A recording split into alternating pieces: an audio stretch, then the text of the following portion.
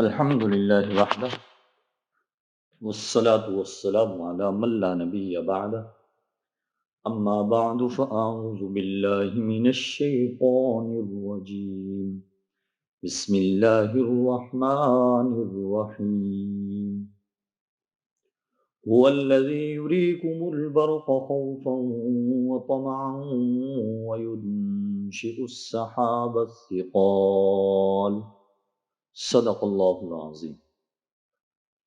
آج ہم اپنے درس قرآن کا آغاز سورہ رعد کی آیت نمبر 12 سے کر رہے ہیں۔ اللہ تبارک و تعالی ارشاد فرماتے ہیں، هو الذی یریکم البرق، وہی ہے جو تمہیں بجلی کی چمک دکھلاتا ہے، جس سے تمہیں ڈر بھی لگتا ہے اور امید بھی بنتی ہے۔ اللہ تبارک و تعالی ارشاد فرماتے ہیں کہ اللہ وہ ذات ہے جو تمہیں بجلی کی چمک دکھلاتے ہیں۔ یہاں سے توحید کے اس بات اور شرک کی نفی کے لیے ان آیتوں کے اندر جو مختلف مناظر اور مثالیں پیش کی گئی ہیں، ان میں سے یہ پہلا منظر ہے جو انسانوں کو اکثر دیکھنے کو ملتا ہے کہ جب بارش کا سماں ہوتا ہے تو آسمان میں بجلی چمکتی ہے، جس سے خوفناک آوازیں پیدا ہوتی ہیں، اور کبھی کبھی یہ بجلی انسانوں پر بلائے ناگہانی بن کر آ گرتی ہے، جس سے بڑی تباہی ہوتی ہے۔ اس لیے بجلی کی چمک سے انسان کے دل میں خوف پیدا ہوتا ہے کہ کہیں یہ مجھ پر گر نہ جائے، یہ مجھے ہلاک نہ کر دے۔ جیسا کہ سنتے ہیں کہ فلاں آدمی پر بجلی گری تو اسے ہلاک ہی کر دیا، اور فرمایا اس کے اندر امید بھی ہوتی ہے، کیونکہ بجلی جب چمکتی ہے تو اس کے بعد بارش ہوتی ہے جو زمین کی روئیدگی کا سبب بنتی ہے۔ اس لیے فرمایا کہ بجلی کی چمکنے سے دل میں امید بھی پیدا ہوتی ہے۔ آگے فرمایا وَيُنشِئُ السَّحَابَ الثِّقَالَ، اور وہی پانی سے لدے ہوئے بادل اٹھاتا ہے۔ بظاہر بادلوں کے اٹھنے، بننے، بوجھل ہونے، برسنے کا ایک پورا نظام ہے کہ بادل کیسے بنتے ہیں، کہ سمندر سے بخارات اٹھتے ہیں، پھر اس سے بادل بنتے ہیں، پھر اللہ رب العزت نے جو پلانٹ لگائے ہوئے ہیں اس کے مطابق وہ کھاری پانی میٹھا بنتا ہے، پھر اللہ رب العزت کی طرف سے کارگو سروس مفت جو مہیا ہے، اس کے ذریعے سے ان بادلوں کو ہزاروں میل دور لے جا کر پھر جہاں پر اللہ رب العزت چاہتے ہیں بارش برساتے ہیں۔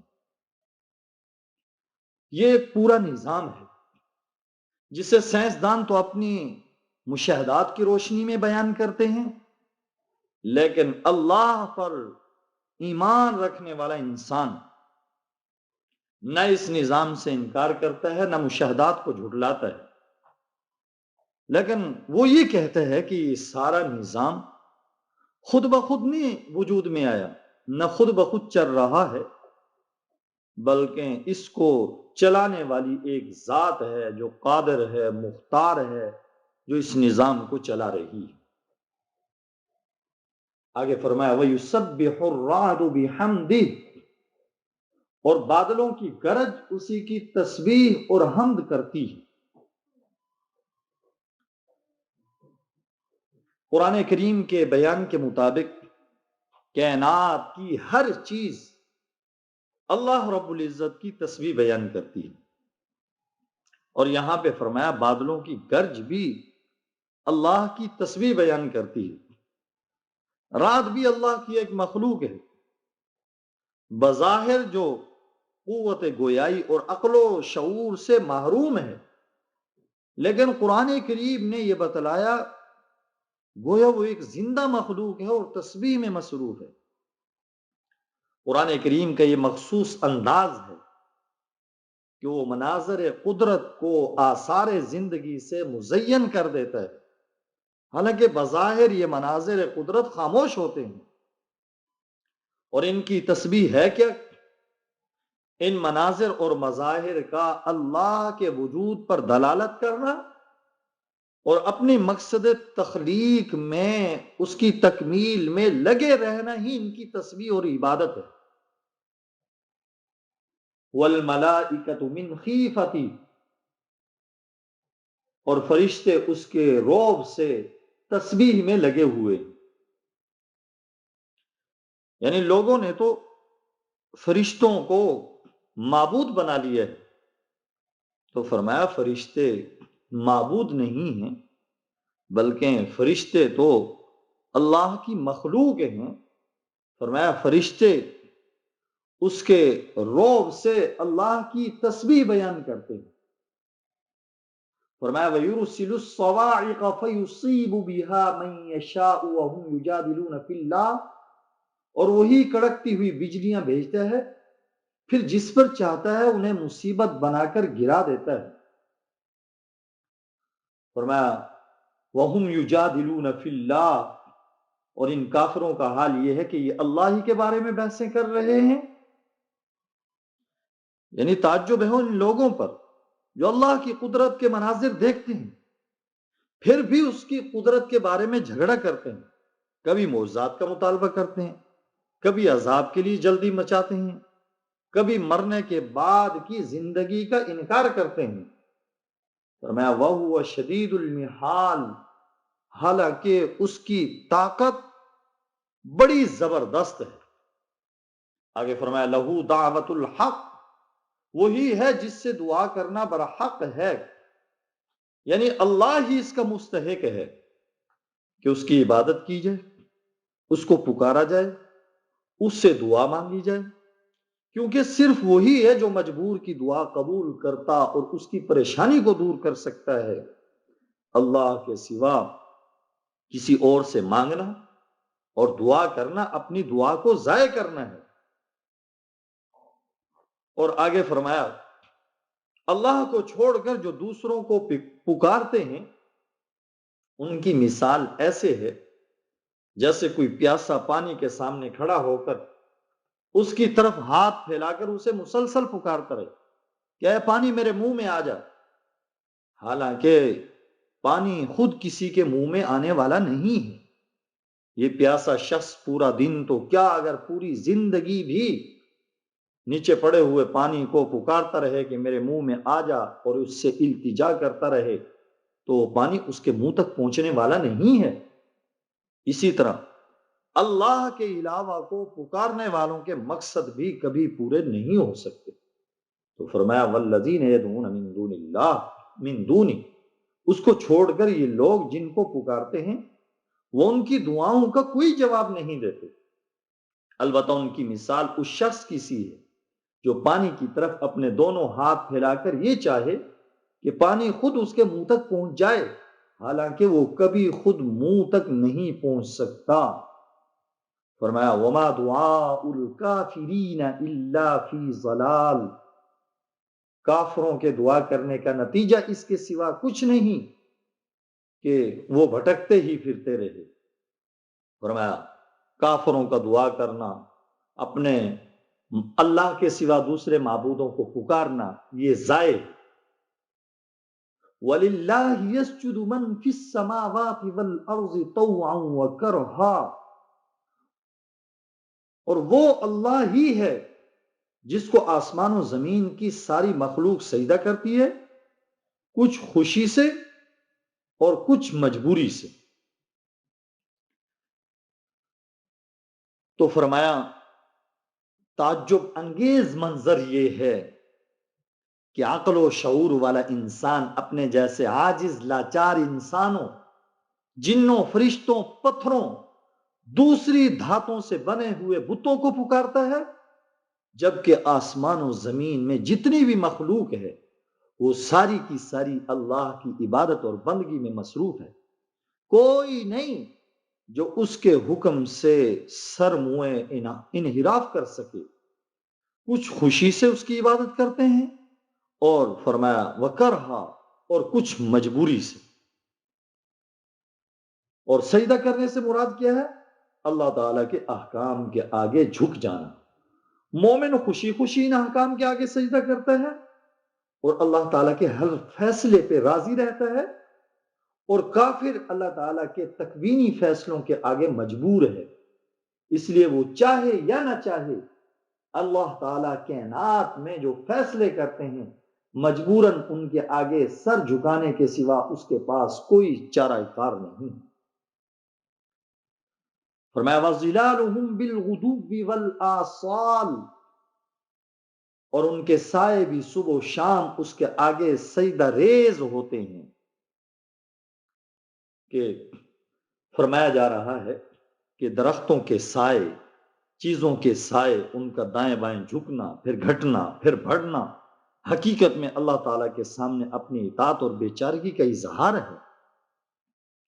تو چیزوں کے سائے بھی اللہ کے سامنے جھکتے ہیں، گویا وہ بھی بندگی میں مصروف ہیں، کیونکہ وہ اللہ کی اطاعت سے ذرا برابر ادھر ادھر نہیں ہو سکتے۔ یہاں پہ ایک سوال یہ ہے کہ یہاں پہ یہ کہا کہ ہر چیز اللہ کو سجدہ کرتی ہے، حالانکہ مشرک اور کافر وہ تو اللہ کو سجدہ نہیں کرتے، وہ تو اللہ کی عبادت نہیں کرتے۔ تو اس کا جواب یہ ہے کہ مشرک اور کافر بھی جب ہر طرف سے مایوس ہو جائیں تو پھر اللہ ہی کو پکارتے ہیں، جیسے اللہ فرماتے ہیں فَإِذَا رَكِبُوا فِي الْفُلْكِ، جب وہ کشتی میں سوار ہوتے ہیں، دعوا اللہ مخلصین لہ الدین، تو اللہ کو پکارتے ہیں اس کے لیے عبادت کو خالص کرتے ہوئے۔ جب کشتی بھنور میں پھنس جاتی ہے، اپنے باطل معبودوں کو پکارتے ہیں تو ان سے یہ ظاہر ہو جاتا ہے کہ وہ کچھ نہیں کر سکتے، تو پھر کہتے ہیں اے اللہ تو ہی سب کچھ کرنے والا ہے، تیرے سوا اور کوئی کچھ نہیں کر سکتا۔ دوسرا جواب یہ ہے سجدے سے مراد مخلوق کا اللہ کے سامنے مجبور ہونا ہے، اور اس میں تو کوئی شک ہے ہی نہیں کہ وجود عدم، موت و حیات، فقر و غنا، اس میں کافر بھی اللہ کے سامنے مجبور و محض ہیں، نہ اپنی مرضی سے دنیا میں آتے ہیں نہ اپنی مرضی سے جاتے ہیں۔ آگے فرمایا قُلْ مَن رَّبُّ السَّمَاوَاتِ وَالْأَرْضِ قُلِ اللَّهُ، اے پیغمبر ان کافروں سے کہو وہ کون ہے جو آسمان و زمین کی پرورش کرتا ہے؟ قُلِ اللَّهُ، کہو وہ اللہ ہے۔ یہاں پر یہ جو سوال کیا جا رہا ہے، یہ سوال جو ہے انہیں لاجواب اور ذلیل کرنے کے لیے کیا جا رہا ہے، معلومات کے لیے سوال نہیں کیا جا رہا، جواب کے حصول کے لیے سوال نہیں کیا جا رہا، بلکہ انہیں لاجواب اور ذلیل کرنے کے لیے کیا جا رہا ہے سوال۔ کیوں؟ اس لیے کہ اس سوال کا ایک ہی جواب تھا اور اس کے سوا کوئی جواب نہیں تھا کہ آسمان و زمین کی پرورش کرنے والی اللہ کی ذات ہے، اس لیے فرمایا قُلِ اللَّهُ، آپ خود ہی فرما دیں وہ اللہ ہے۔ قُلْ أَفَاتَّخَذْتُم مِّن دُونِهِ أَوْلِيَاءَ لَا يَمْلِكُونَ لِأَنفُسِهِمْ نَفْعًا وَلَا ضَرًّا، کہو کیا پھر بھی تم نے اس کو چھوڑ کر ایسے کارساز بنا لیے جنہیں خود اپنے آپ کو بھی نہ کوئی فائدہ پہنچانے کی قدرت حاصل ہے نہ نقصان پہنچانے کی۔ فرمایا جن کو یہ کافر اللہ کے ماں سوا پکارتے ہیں تو فرمایا وہ خود اپنے نفع نقصان کا اختیار نہیں رکھتے اور نہ انہوں نے کوئی مخلوق پیدا کی ہے، تو ان کے نفع نقصان کے کیسے وہ مالک ہوں گے؟ تو فرمایا قادر مختار صرف اللہ کی ذات ہے، اللہ کے سوا کوئی نہیں۔ تو فرمایا قُلْ هَلْ يَسْتَوِي الْأَعْمَى وَالْبَصِيرُ، کیا اندھا اور دیکھنے والا برابر ہو سکتے ہیں؟ ام هل تستوی الظلمات والنور، کیا اندھیریاں اور روشنی ایک جیسے ہو سکتے ہیں؟ فرمایا جس طرح اندھا اور بینا برابر نہیں ہو سکتے، اندھیرے اور روشنیاں فرمایا یہ برابر نہیں ہو سکتے۔ فرمایا جو ان حقائق سے جاہل ہے، یہ جاننے کے باوجود انکار کرتا ہے، وہ نبینا ہے۔ اور اسی طرح ان حقیقتوں سے جہالت ظلمت اور ان کا علم نور کی طرح ہے. جیسے نبینا اور بینا، ظلمت اور نور یہ برابر نہیں ہو سکتے، اسی طرح جاہل اور عالم بھی برابر نہیں ہو سکتے. فرمایا ام جعلوا للہ شرکاء خلقوا کخلقی، اور فرمایا کیا ان لوگوں نے اللہ کے ایسے شریک مانے ہوئے ہیں جنہیں کوئی چیز اسی طرح پیدا کرنی ہو جیسے اللہ پیدا کرتے ہیں. یعنی مشرکین عرب جن بتوں کو، دیوتاؤں کو خدا مان کر ان کی عبادت کرتے ہیں، عام طور سے وہ یہ جانتے تھے کہ انہوں نے کائنات کی تخلیق میں کوئی حصہ نہیں لیا، بلکہ ساری کائنات یہ اللہ نے پیدا کی ہے. لیکن ان کا عقیدہ یہ تھا کہ اللہ تعالیٰ نے خدائی کے بہت سے اختیارات ان کو دے رکھے ہیں، اس لیے ان کی عبادت کرنی چاہیے تاکہ وہ اپنے اختیارات ہمارے حق میں استعمال کریں، وہ اللہ تعالیٰ سے ہماری سفارش کریں. اس آیت میں پہلے تو فرمایا گیا کہ یہ من گھڑت دیوتا کوئی نفع یا نقصان اپنے آپ کو نہیں پہنچا سکتے، دوسروں کو کیا پہنچائیں گے. پھر فرمایا اگر ان دیوتاؤں نے بھی اللہ تعالیٰ کی طرح کچھ پیدا کیا ہوتا پھر تو ان کو خدا کا شریک ماننے کی کوئی وجہ ہو سکتی تھی، لیکن نہ واقعتاً انہوں نے کچھ پیدا کیا، نہ اکثر اہل عرب کا ایسا عقیدہ ہے. پھر ان کو اللہ تعالیٰ کا شریک قرار دے کر ان کی عبادت کرنے کا آخر کیا جواز ہے ان کے پاس. تو فرمایا کیا ان لوگوں نے اللہ کے ایسے شریک مانے ہوئے ہیں جنہوں نے کوئی چیز اسی طرح پیدا کی ہے جیسے اللہ پیدا کرتا ہے. فتشابہ الخلق علیہم، اس وجہ سے ان کو دونوں کی تخلیق ایک جیسی معلوم ہو رہی ہے.